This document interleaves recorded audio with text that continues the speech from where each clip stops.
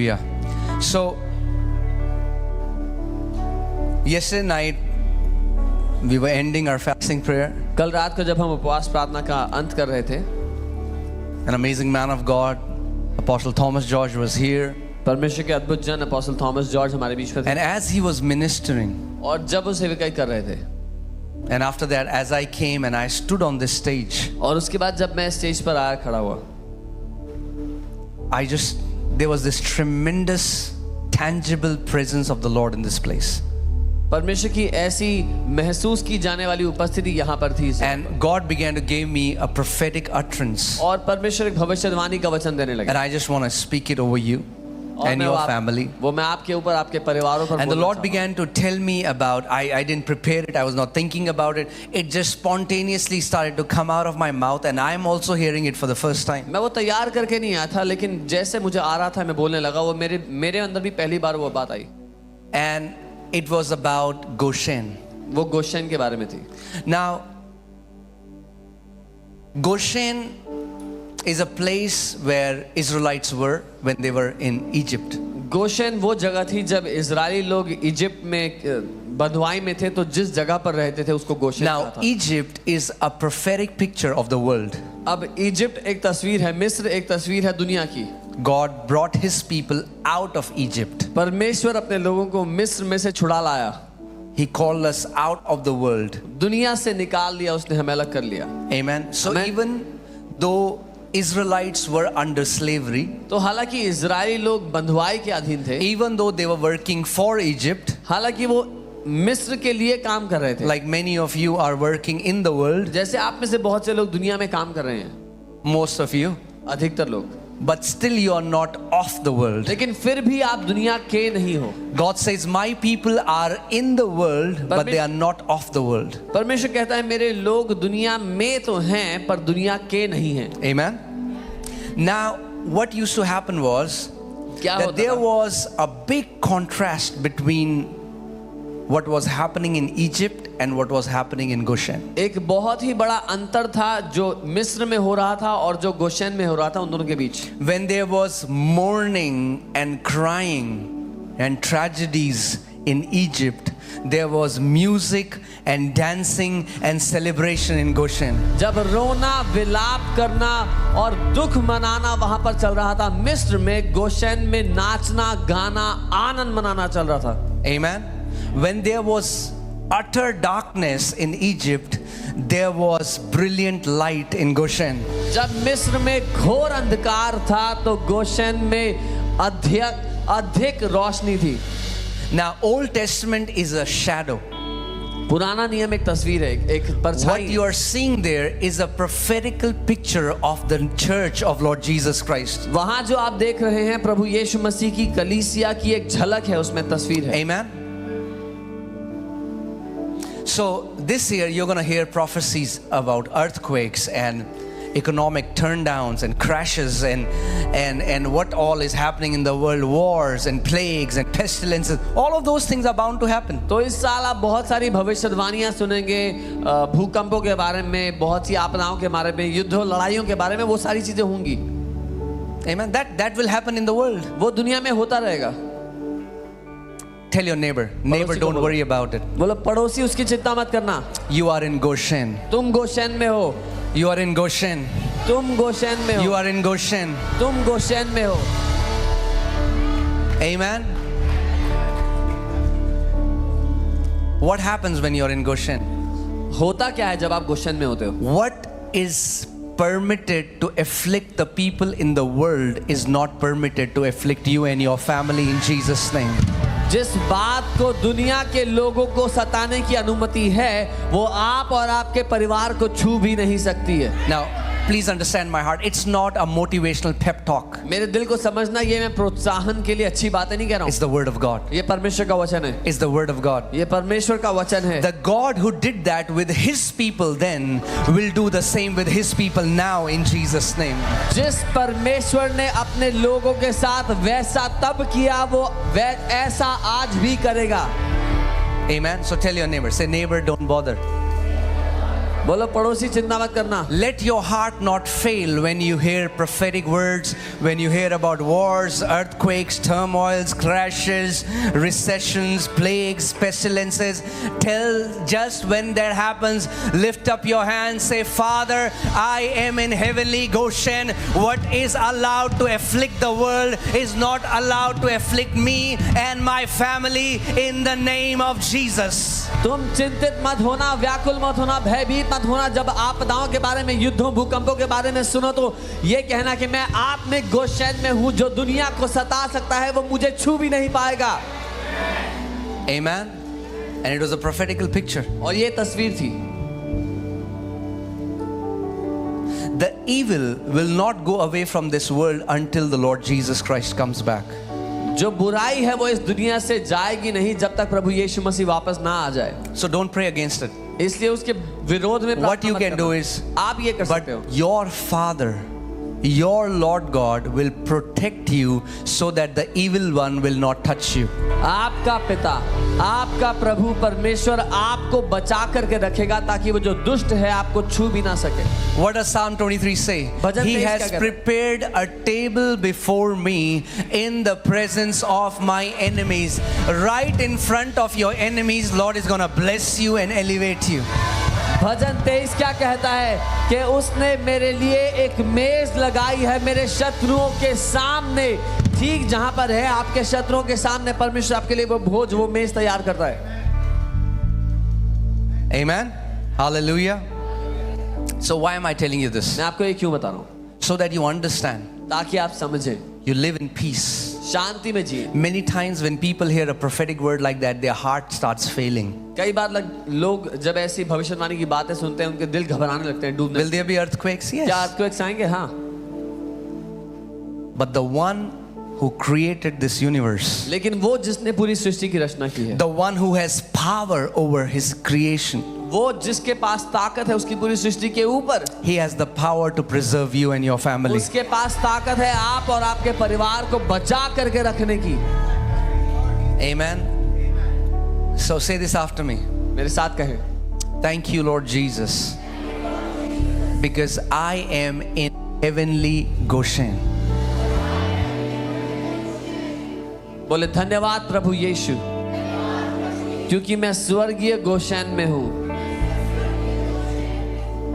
What is allowed to afflict the world is not permitted to afflict me and my family.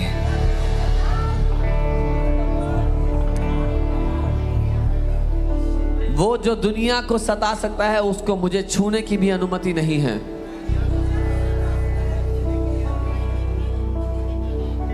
Now we know what happened in COVID, right? हम जानते हैं Covid में क्या होता। So many businesses were shut, बहुत से economy व्यवसाय, went down. अर्थव्यवस्था डगमगा गई। You don't have to be prophetic to say there are so many people they're saying it's prophetic, economy is going to go down. I said you don't need to be prophetic, you need to watch news. Anybody can say that. ये सब बताने के लिए कि अर्थव्यवस्था डगमगाएगी, बुरा होने वाला है समय, ये होने के लिए भविष्यवाणी की आवश्यकता नहीं है, खबर देख के मालूम होगा। People began to prophesy that churches will shut down, they will only be house churches now, there will be no big gatherings. लोग कहने लगे कि चर्चेस बंद हो जाएंगे, सिर्फ घरों में मीटिंग्स होगी, अब कोई बड़ा In चर्च that होगा ही time God gave me a prophetic word. नहीं। उस समय में परमेश्वर ने मुझे भविष्यवाणी का वचन दिया। He said this is the time for my people's blessing. They'll be blessed and they will be right, and God said उसने कहा such influx of souls will come in the church that no church building will be able to contain it. उसने कहा ये समय है मेरे लोगों के उठ खड़े होने का, उठ खड़े होकर उजागर होने का। और उसने कहा एक ऐसी बड़ी भीड़ कलीसिया में आ रही है कि कोई बिल्डिंग उनको समा नहीं पाएगी। Amen. See, the Bible says the darkness will become utter darkness and it will keep on going dark. But in the same way, God says, for you, my people, arise, for your light has come. Arise and shine. When the darkness comes, it's the time for God's people to shine. Bible कहती है अंधकार बढ़ता जाएगा और घोर अंधियारा हो जाएगा, लेकिन तुम जो मेरे लोग हो प्रकाशमान हो जाओ, क्योंकि मेरी महिमा का प्रकाश तुम पर आ चुका है। So if you are light, अगर आप ज्योति हैं, darkness is the best time for you to shine. अंधकार का समय सबसे अच्छा समय है आपके चमक उठने के लिए। Amen. I don't know why light is so worried because it's utter darkness. That's when the glory of the Lord that is upon you shall be manifested. मुझे नहीं पता कि ज्योति को इतनी चिंता क्यों है कि अंधकार हो रहा है, क्योंकि वही तो समय है जब ज्योति को चमकने का सबसे अच्छा मौका मिलेगा. For me personally, I don't know about you, for me personally, this church, COVID was, apart from what happened, I mean, like, not saying, I'm talking about financially, it was the best time for us. The church was not happening. Church नहीं हो रहा था, और मैं Covid की बात कर रहा हूँ. मुझे पता है जो दुखमयी बातें हुई उस सब के अलावा, लेकिन वो सबसे अच्छा समय था हमारी कलीसिया के लिए आर्थिक रूप से बढ़ने के लिए. Vikas, just turn down the monitor here, guitar. It was the best time. वो सबसे अच्छा समय था. Amen. And your best time is here. और आपका सबसे अच्छा समय अब है. I want to tell you, 2024 will be the best year of your life if you can believe it and receive it. I'm telling you, there is no other year like 2024 till now. मैं आपको बता रहा हूँ, ये साल है आपके लिए, अभी तक ऐसा कोई साल नहीं था. सबसे उत्तम साल होगा 2024 आपके जीवन का. Amen. Many of you have sown honor. आप में से बहुत से लोगों ने आदर बोया. You know, Jesus said, if you receive a prophet, a man of God, in the name of a prophet, and you give him a glass of water, Jesus is saying this, okay? Nobody else. Jesus is saying. यीशु ने कहा, अगर तुम एक भविष्यवक्ता को आदर करके भविष्यवक्ता की तरह ग्रहण करो, पानी का गिलास दो उसको पीने को. He said, you will by no means lose your reward. उसने कहा, तुम किसी भी कीमत पर अपने प्रतिफल को नहीं गवाओगे.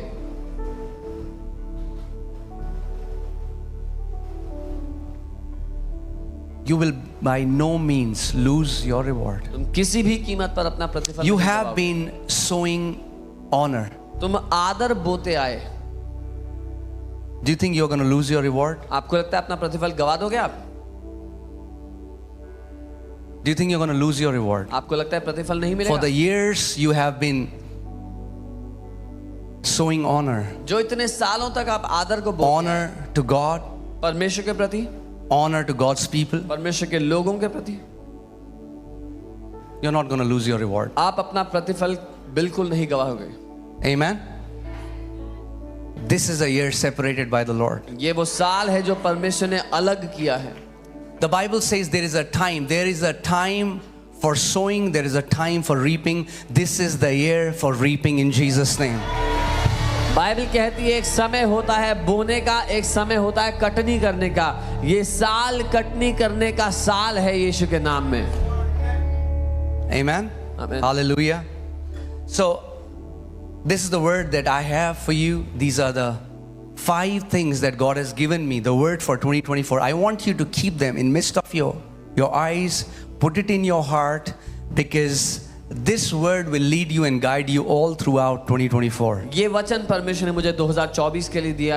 मैं चाहता हूँ इसको अपने दिल के बीचों बीच रखो, अपनी आंखों के सामने रखो. पूरे 2024 में ये 5 बातों को अपनी आंखों के आगे रखना. Because just because the prophetic word is released doesn't mean it will happen automatically. You have a part to play. क्योंकि सिर्फ इसलिए कि भविष्यवाणी का वचन दे दिया गया अपने आप नहीं होगा, आपका हिस्सा है उसमें. Say, I have a part to play. बोलो मेरा एक हिस्सा है उसमें. Amen. So I'm going to give you these 5 things मैं आपको ये 5 चीजें दूंगा that you need to do. जो आपको करनी है. Amen. To stay in Goshen. गोशेन में बने रहने के लिए. Do you know if any Israelite would have gone out of Goshen and entered into the territory of Egyptians, he would have died. आप जानते हैं अगर कोई भी इजरायली गोशन से बाहर आकर के मिस्रियों के खेमे में चले जाता तो मर जाता वो भी. What does Goshen represent? It represents the church. Why are there so many Christians who are dead spiritually? Gaussian क्या दर्शाता है? वो चर्च को दर्शाता है. क्यों ऐसे बहुत से मसीह लोग हैं जो आत्मिक रूप से मरे हुए हैं? Can I speak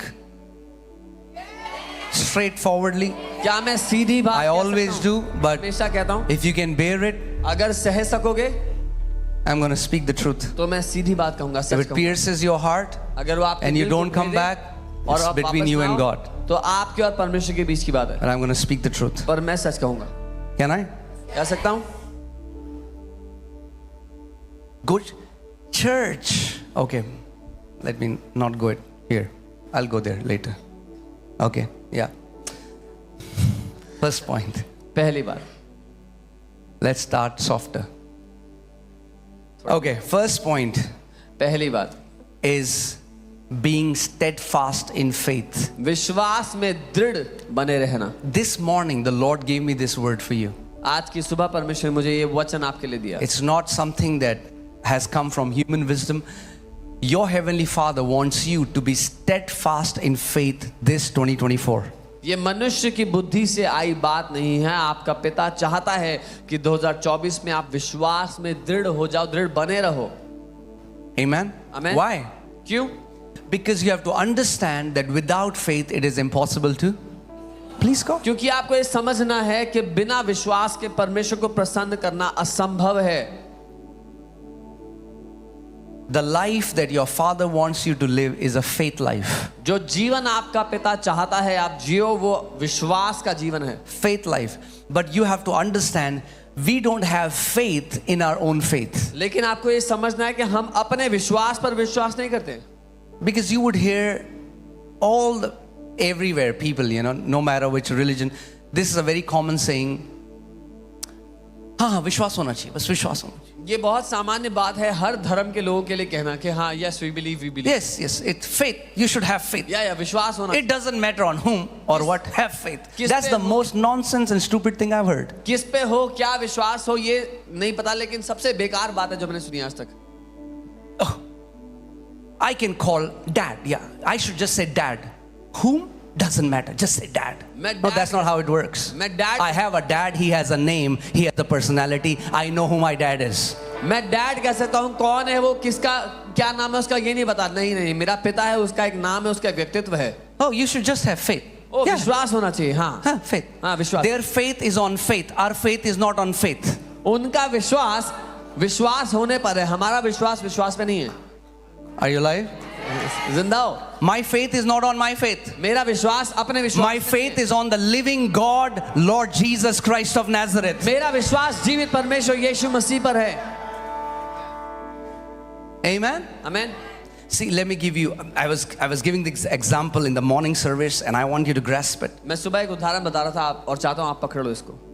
Faith is the medium or channel through which the power of God is supplied in your life. विश्वास एक माध्यम है. विश्वास वो माध्यम है जिसके द्वारा परमेश्वर की सामर्थ्य आपके जीवन में आती है. It's like a wire. वो एक तार की तरह. So, okay, let me give you this example. ये उदाहरण You they. build your house, आपने घर बना लिया, right?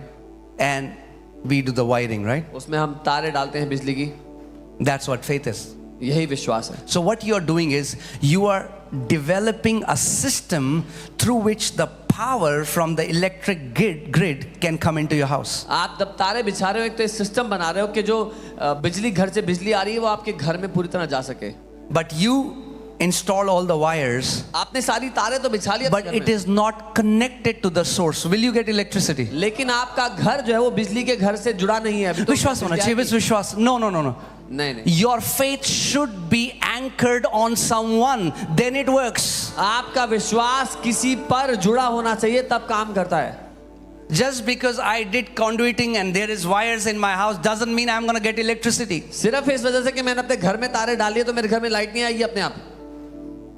Faith is a system. Like when you do the wiring, you are creating the system. विश्वास एक सिस्टम है. जब आप वो तारे डाल रहे हो तो आप एक सिस्टम बना रहे हो. Now, whenever you build a house, जब आप एक घर बना the रहे हो, architect will ask you how many rooms do you want, how many ACs do you want, and then they calculate the power, how much power you want, and according to the power you want to draw, the wiring is done accordingly. Architect पूछता है कितने कमरे होंगे, कितने AC लगाओगे, कितना total load होगा, उसके हिसाब से तारे डाली जाती है. Hear this carefully. ध्यान से सुनना. It doesn't matter how much power is there in the electric grid. फर्क नहीं पड़ता बिजली घर में कितनी बिजली बनती है. What matters is what is the capacity of your wires. फर्क इससे पड़ता है कि आपकी जो तार है वो कितनी बिजली सह सकती है.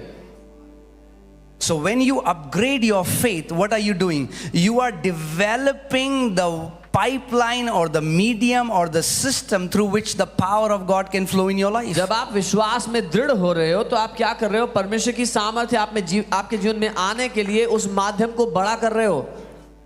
Amen. Are you guys with me?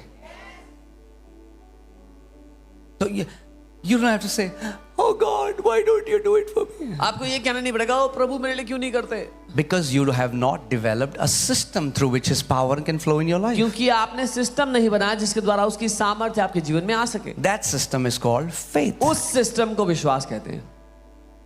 Are you guys with me? मेरे साथ। Can you put Ephesians 3:20? I want to show you something. Ephesians It's never 3:20. about God's power. मुद्दा कभी परमेश्वर की सामर्थ्य God है। has unlimited power. परमेश्वर के पास असीमित सामर्थ्य। It's like you need a cents and God has trillions of dollars in His account and all you need is cents. वो ऐसा है जैसे आपको कुछ चिल्लर चाहिए और परमेश्वर के अकाउंट में बिलियन डॉलर्स पड़े हुए हैं।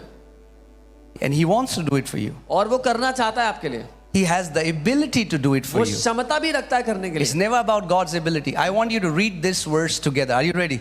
साथ में इसको पढ़ें। Now to Him who is able to do, okay, wait here. Who is able to, say able. So God is able. वो जो क्षमता रखता है, परमेश्वर क्षमता रखता It's है। never about God's ability. मुद्दा परमेश्वर की क्षमता नहीं है। He is willing, say God is willing, वो इच्छा भी रखता है। and God is able.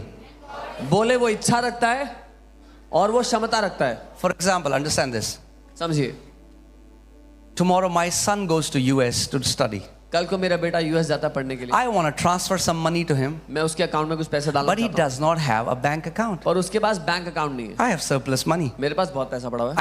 I want to send him money, but because there is no system, even though I have surplus, I cannot send it to him because he does not have a bank account. पर उसके पास bank account ना होने की वजह से, एक system ना होने की वजह से, मेरे पास तो है भेजने के लिए पर उसके बाद ग्रहण करने के लिए नहीं है। Now imagine he calls me, he cries, "You don't love me, why don't you send me?" अब वो कॉल करके रो रहा है, पापा मुझसे प्यार नहीं करते। said, "I want to." मैं बोलता हूँ भेजना चाहता हूँ। Go get a bank account. जाके बैंक अकाउंट तो बना।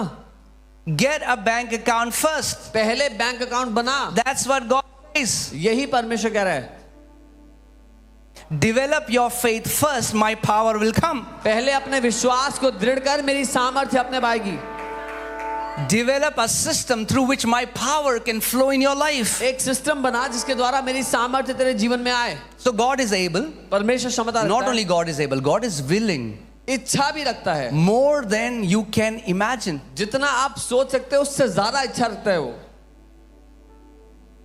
Amen. Okay, so now to him who is able to do, and what is he able to do? Say exceedingly. What does exceedingly mean?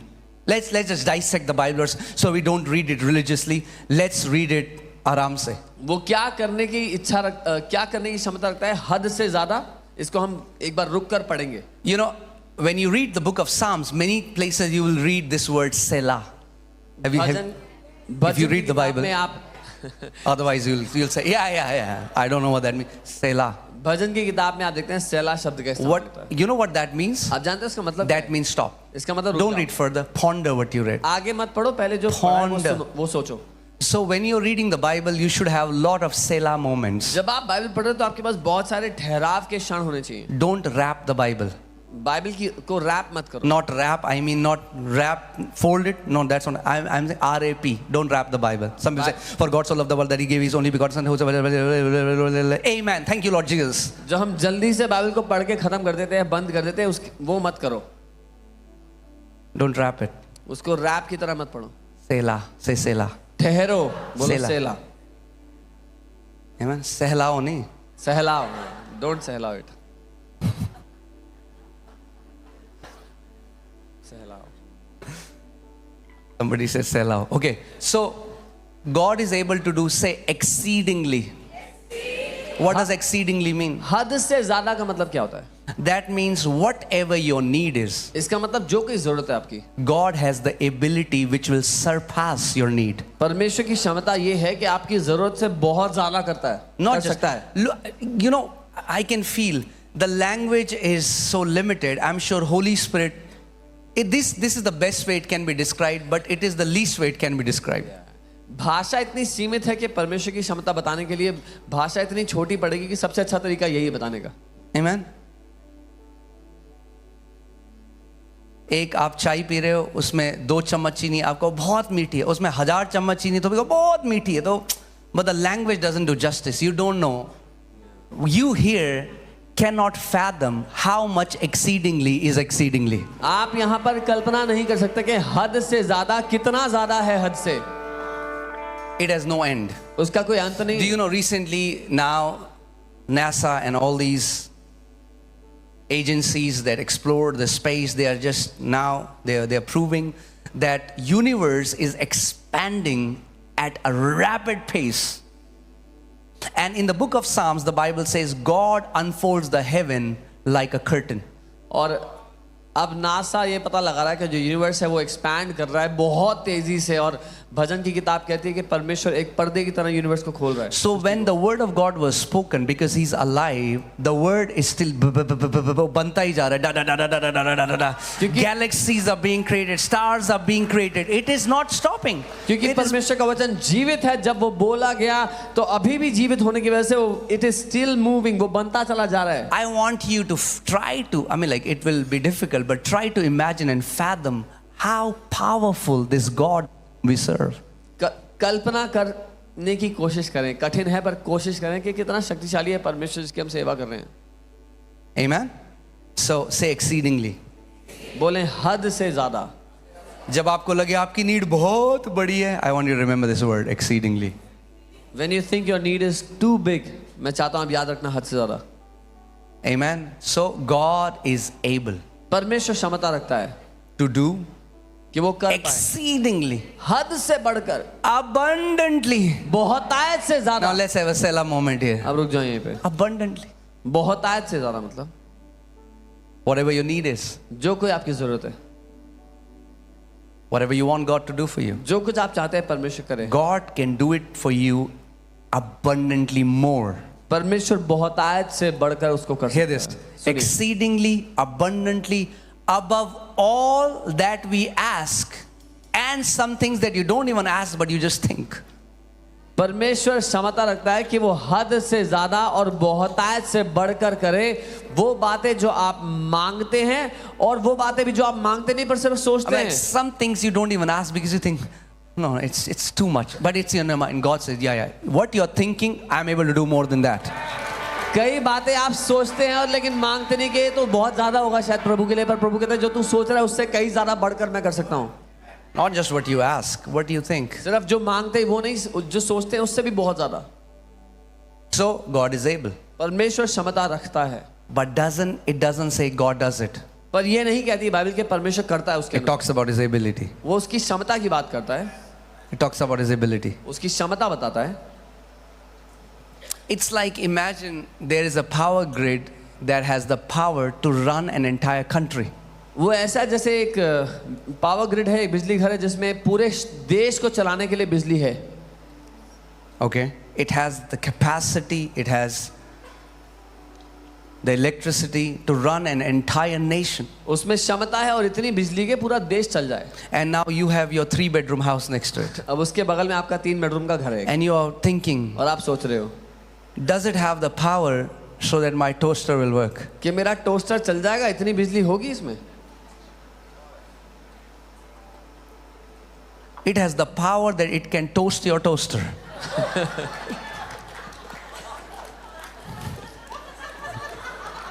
And fry your fryer. Fry your fryer. Amen? So it has that ability. उसमें वो क्षमता है। But hear this. पर सुनिए, But God does it according to the power that works where? In us. पर परमेश्वर करता है उस सामर्थ्य के अनुसार जो हमारे अंदर काम कर रही है। So even there is a billion megawatt of electricity in this grid.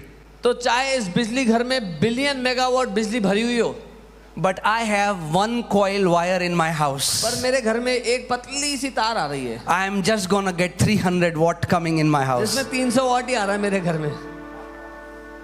Because what you receive doesn't depend upon the source, but the medium through which you receive.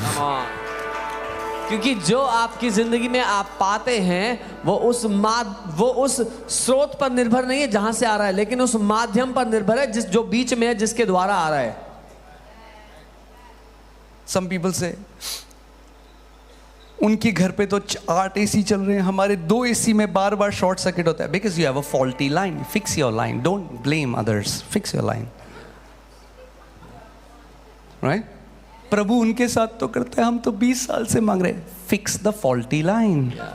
God does it for them, not for us. अपनी खराब तारों का कुछ इंतजाम करो पहले. Fix the faulty line. उन खराब तारों को ठीक करो. See, you have to understand God's kingdom is not a mystery. It's not a mystery that some people think, oh, why God did it for him, he didn't for me. Why don't you wait and ponder what's wrong? परमेश्वर का राज रहस्य नहीं है. अगर किसी के लिए काम कर रहा है, आपके लिए नहीं कर रहा है, तो ठहरो और सोचो तो सही क्यों ऐसा हो रहा है.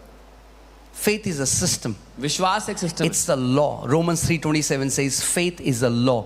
When it's a law, it means it's impersonal and it will work for everyone when it's applied in the correct manner. विश्वास एक सिद्धांत है और वो पक्षपात नहीं करता व्यक्ति विशेष में. इसका मतलब कोई भी उसका इस्तेमाल करेगा वो सबके लिए एक ही परिणाम देगा. Amen.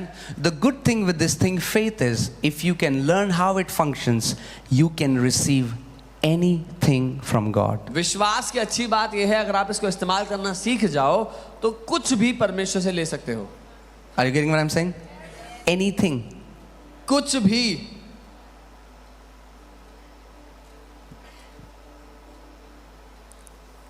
I told you faith, the wire cannot produce electricity. विश्वास वो तार है, लेकिन वो तार बिजली पैदा नहीं कर सकता. Power is not in faith. ताकत विश्वास में नहीं है. Tell your neighbor, power is not in faith. पड़ोसी को बताओ, ताकत विश्वास में नहीं है. Faith latches you to the power of God. विश्वास आपको परमेश्वर की ताकत से जोड़ता है. Power belongs to Almighty God. वो ताकत सर्वशक्तिमान परमेश्वर की है. Faith is the wire which connects you to the power of God. विश्वास वो तार है जो आपको उस सर्वशक्तिमान परमेश्वर से When जोड़ता है. that power comes in your life, जब वो ताकत आपके जीवन में आती है, it can heal your bodies. वो आपके शरीर को चंगा कर सकती It है. can remove debts from your life. आपके जीवन से कर्जों को It हटा can सकती remove है. mental issues. आपके मानसिक रोग चंगे कर सकती It है. can bless your businesses. आपके व्यवसायों को आशीष दे सकती है. Same power, वही ताकत, different manifestation. अलग अलग प्रकटीकरण. Let me show you how. Same electricity एक ही बिजली आती है which cools your water, जो आपके पानी को ठंडा करती है boils your water in geyser. और गीजर में आपके पानी को गर्म करती है. Same electricity वही बिजली that turns on the air con so that your rooms get cold AC is को the चला- same electricity that turns on your heater and makes your room warm. वही बिजली एसी को चलाकर रूम को ठंडा करती है और हीटर को चलाकर रूम को गर्म करती है. Same power, वही ताकत है, different manifestation. अलग अलग प्रकटीकरण है. Amen. Amen. When the power of God is released in your life, जब- that power will go into every area which is not right and start to fix it from top to bottom. जब परमेश्वर की सामर्थ आपके जीवन में आएगी तो हर एक क्षेत्र में जाकर सर से पांव तक जो कुछ बिगड़ा हुआ है उसको सही कर देगी. Amen. When I got saved, जब मैंने उद्धार पाया, I was suicidal, मैं आत्महत्या कर low रहा था. self-esteem, सेल्फ एस्टीम बहुत लो थी, नीचे, because I was bullied in my school all my life. क्योंकि पूरी जिंदगी स्कूल में मेरा मजाक बनाया गया. Self-pity, doubt, खुद पर तरस had खाना, no confidence. संदेह करना, खुद पर कोई भरोसा ना होना. That's how the Lord picked me up. ऐसा था जब प्रभु ने मुझे उठाया. But praise God. लेकिन प्रभु को धन्यवाद हो. Hallelujah. Hallelujah. He has a habit of picking up losers and making them champions. उसकी आदत है जो हारे हुए हैं उनको उठाता है और If you महारथी feel like you are a बनाता है. loser, you are the prime candidate for him to make a champion. अगर आपको लगता है आप हारे हुए हैं तो आप पहले प्राथमिक कैंडिडेट है जिसको वो चैंपियन बनाना चाहता है. So what happened? When I started to develop this system called faith, जब मैंने विश्वास का जो ये सिस्टम है इसको बनाना शुरू कर दिया. so I want you to imagine with me, मैं okay? चाहता हूं मेरे साथ मिलकर कल्पना करो. Use your faculty of imagination. अपनी कल्पना की शक्ति का इस्तेमाल करो. So how does faith come? Romans 10:17 says faith comes by. विश्वास कैसे आता है? रोमी 10:17 बताता है सुनने से.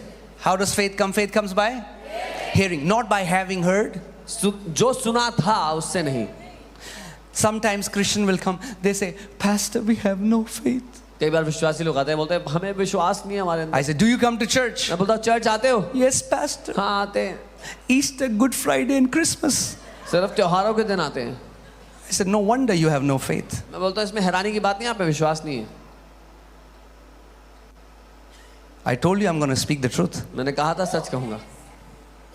Faith comes by hearing. विश्वास. ING. Do you know what ING means? It's a continuous process. विश्वास आता है सुनने से, मतलब सुनते रहने से, एक निरंतर प्रोसेस से. How many people want to soar high in life? Show me your hand. If you want to soar high. ऊंचाई में उड़ना चाहते हैं जीवन में, अपना हाथ उठा के दिखाएं. Do you know, we are not called to crawl on this earth. We are called to soar in heights in Jesus' name. हम जमीन पर रेंगने के लिए नहीं बुलाए गए, हम ऊंचाइयों पर उड़ने के लिए बुलाए गए हैं. Amen. Do you know, like faith is a law, there is a law of aerodynamics. आज जानते हैं जैसे विश्वास एक लॉ है, एरोडायनेमिक्स भी एक लॉ है, एक सिद्धांत है. When man studied this Newton's third law जब मनुष्य ने न्यूटन का तीसरा लॉ पढ़ा and the law of drift and law of lift, और ड्रिफ्ट और लिफ्ट के लॉ के बारे में पढ़ा, they created airplanes. उन्होंने हवाई जहाज बनाए. So they found out when an object can get a certain velocity, the air currents will lift that object up. और ये पता लगा लिया कि जब एक ऑब्जेक्ट इतनी तेजी पकड़ ले तो हवा की वजह से वो ऊपर को उठने लगता है. Amen. Now, I want to connect it with faith so that you hear, okay? मैं इसको विश्वास से जोड़ना चाहता हूँ ताकि आप सुने. When the aircraft is soaring जब वो हवाई जहाज उड़ रहा है 40,000 feet high, 40,000 फुट ऊंचाई पर, for it to remain in the air, हवा में उसके बने रहने के it has to maintain a certain velocity. उसको एक तेजी बनाए रखनी होगी. What will happen if the pilot will switch off the engine mid-air? क्या होगा अगर पायलट बीच हवा में इंजन बंद कर दे? What happened? क्या होगा? For it to keep soaring high, there has to be flying. For you to fly in the Lord, there has to be hearing. If you continuously hear the word of the Lord Sunday after Sunday, every day, it gives you velocity in your life and you start to soar high above all the people that you know. ऊंचाई बनाए रखने के लिए उस हवाई जहाज को उड़ते रहना होगा. ठीक वैसे ही एक विश्वासी को जीवन में ऊंचाई बनाए रखने के लिए वचन को सुनते रहना होगा. Hallelujah. See, that is, I don't know what is up to me. I cannot preach the same message again. This is a complete new teaching. You guys are getting, people who are here, they know. This is a complete new teaching than morning service. सुबह की सभा से बिल्कुल अलग शिक्षा है. Amen. Hallelujah. Amen. So see, what I'm saying is, when you hear a message once and that's enough, it cannot give you speed. जब आप एक संदेश को एक बार सुन लेते हैं वो आपको तेजी नहीं दे सकता. Faith comes, keeps विश्वास coming आता है, आता रहता है. as you continuously hear the word जब of आप the Lord. लगातार सुनते रहते हो तो Faith comes. Amen. Oh man.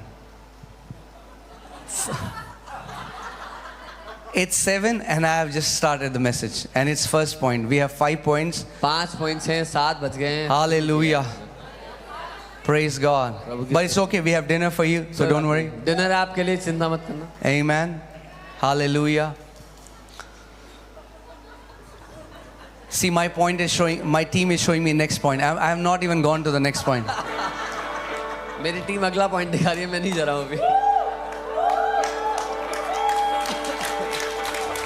So, when I started to develop faith, जब मैंने विश्वास को दृढ़ करना शुरू किया, what started to happen? क्या होने लगा? Depression left me. डिप्रेशन ने मुझे छोड़ दिया. Suicidal thoughts left me. आत्महत्या के विचारों ने छोड़ I started to be blessed financially. दिया. आर्थिक रूप से I started to see the power of God. परमेश्वर की सामर्थ्य Sicknesses started leaving me. बीमारियों ने मुझे I छोड़ दिया. started to flourish. मैं उन्नति करने लगा. Why? क्यों? But God's power that I was receiving, it was according to my capacity, not according to His capacity. परमेश्वर की सामर्थ्य जो मैं अपने जीवन में ग्रहण कर रहा था वो मेरी क्षमता के अनुसार थी, उसकी क्षमता के अनुसार नहीं. Because most of you know what happens when a high voltage comes in your house. What happens? Short circuit. क्योंकि आप लोग जानते हैं जब तेज बिजली घर में हाई वोल्टेज आता है घर में तो क्या होता है? You don't want that, right? वो तो नहीं चाहिए किसी को भी. Right. We don't want short circuit. हम शॉर्ट सर्किट नहीं चाहते। Right. So we have to become steadfast in faith. इसीलिए विश्वास में दृढ़ होना है। Amen. And if you want to be steadfast in faith, और अगर आप विश्वास में दृढ़ होना चाहते there is an awesome book I know. हैं तो एक बहुत ही अच्छी किताब है जो मैं जानता हूँ।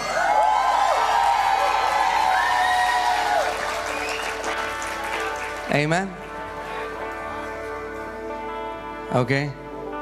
So usually I don't do book recommendations, but मैं I just felt like doing it. मैं किताबों के बारे में रिकमेंडेशन नहीं देता हूँ पर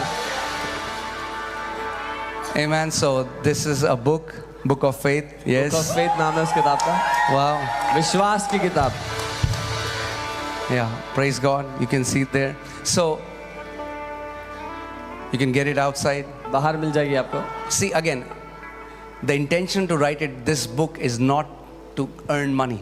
इस किताब को लिखने के पीछे उद्देश्य पैसा We कमाना went नहीं। to Gorakhpur. हम गोरखपुर We गए। gave 1,000 books free. हमने 1000 कॉपी फ्री दिया वहाँ पे। We went to Norway. Norway We गए। gave 500 books free. 500 books free So दिया। the intention is not to earn money, उद्देश्य पैसा कमाना नहीं। but the intention is to teach the body of Christ how faith operates. Because for many people it's a mystery. उद्देश्य है मसीह की देह को सिखाना विश्वास कैसे काम करता है क्योंकि बहुतों के लिए रहस्य है ये। So if you don't know how faith works, get that book. अगर आप नहीं जानते विश्वास कैसे काम करता है तो ये किताब ले लो। Go through that book slowly. Hear the examples, hear the teaching until you encounter the spirit of faith. धीरे से उस किताब को पढ़ो, उसके उदाहरणों को समझो ताकि विश्वास की आत्मा से आपका आमना सामना हो जाए। Amen. Once you encounter the spirit of faith, एक बार विश्वास की आत्मा से आपका सामना हो गया, your life will be filled with exploits. आपकी जिंदगी महान कामों से भरी होगी। Exploits. महान कामों से भरी होगी। आप 1997 की गवाही नहीं दोगे, आप कल की गवाही दोगे। सुनो कल मेरे साथ क्या हुआ। You will not testify about 1957. You will testify about yesterday. See, this is what happened to me. 1997 में बहुत आग में था, फिर क्या हुआ? 1997, I was in fire, and then what happened? You know, I met a Christian. मैं एक मसीह से मिला। He was somehow uncomfortable. वो थोड़े He's परेशान। like, yeah, when I was your age, I was also burning with a lot of fire. बोलते जब मैं तुम्हारी उम्र का था मैं भी बहुत आग से जल रहा था। Then I had certain responsibilities. जिम्मेदारियां आ गई जिंदगी में।